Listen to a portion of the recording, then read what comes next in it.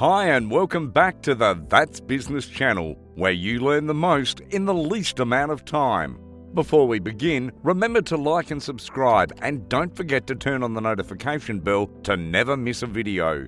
On today's episode of Let's Save Money, we'll be talking about psychological tricks.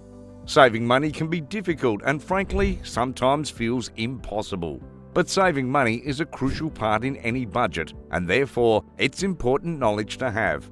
So in order to make it feel less difficult, we are here to present to you psychological tricks anyone can use to basically trick oneself into saving money. Sounds great, doesn't it? Let's begin. Keep your money on a separate account. Do you also have that thing you keep spending money on, even though you know you shouldn't? Well, you don't have to feel lonely about that, because we all do. Maybe yours is eating out, ordering in, getting an overpriced coffee on your way to work, different car services, etc., etc. And at the end of every month when you look at your statement, you always regret how much money you spent on that thing. But if we all know we do this, then why don't we do something about it? Because the information alone isn't enough for us to make a change in our behaviour.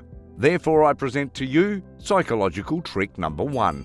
Don't have your money on the account connected to your card. Since just knowing you have to make a change in your behaviour isn't enough to actually do it, we need to change the environment in which this behaviour is being conducted. That's why you should keep your money on an account separate to the one your card is linked to. Because then, every time you want to buy something, you have to transfer the money to the account connected to your card. This gives the same feeling it does when we pay something with cash. You get to actually see and feel yourself giving the money away, and this will make you more aware on how often you actually spend on these unnecessary things. And it also means you have to go through the process of obtaining the money from somewhere. In our brain, this creates a barrier between us and the purchase we want to make, and this barrier is what will change our behaviour. This can also work on monthly automatic payments, such as your phone bill or, for example, a Netflix account. Instead of the automatic payment, choose to pay it manually.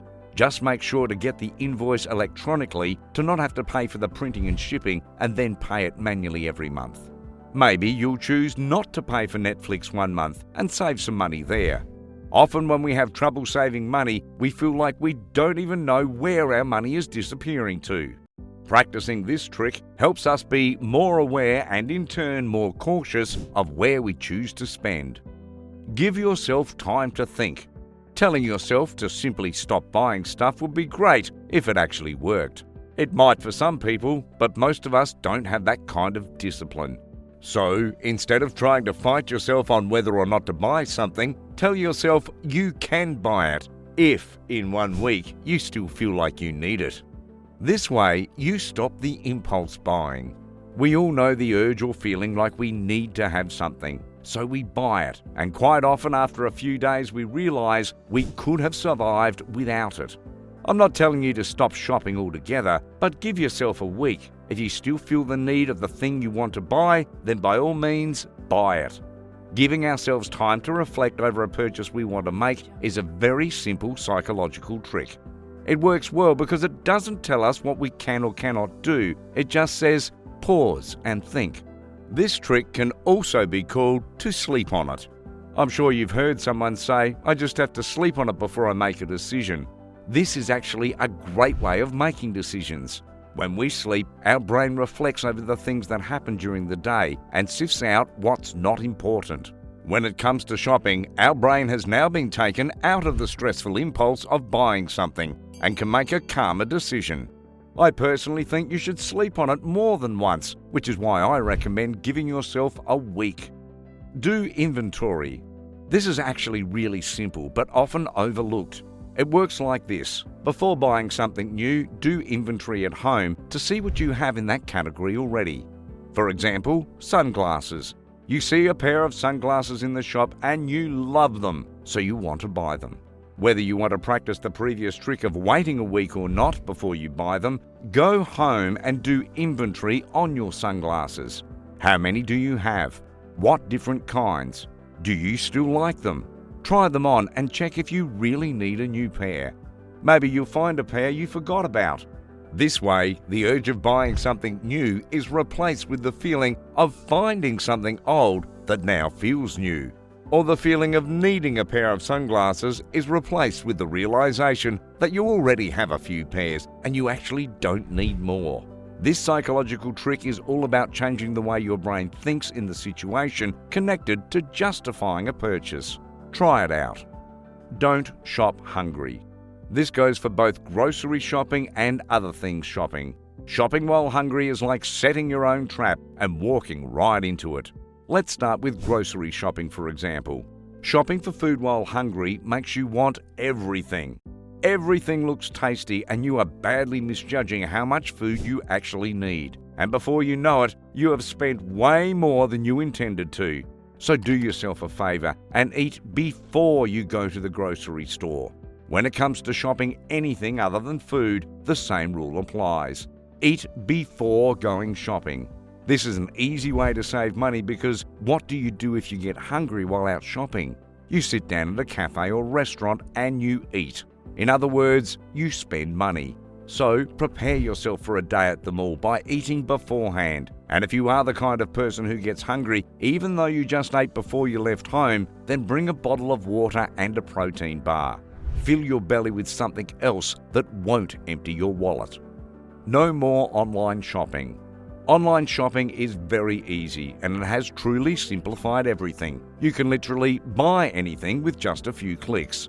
But because it's so easy to buy, it's just as easy to lose track of how much and how often you are buying, which is a big trap for people who want to save their money. You can tackle this in one of two ways. First off, swear off online shopping. Disconnect your card from making purchases online and vow to yourself that if you want to buy something, you must go to the physical store to get it. This again creates the barrier we were talking about earlier, and you are changing the environment in which the purchase is being made. You now have to go to greater lengths to go shopping, and you'll end up doing it less.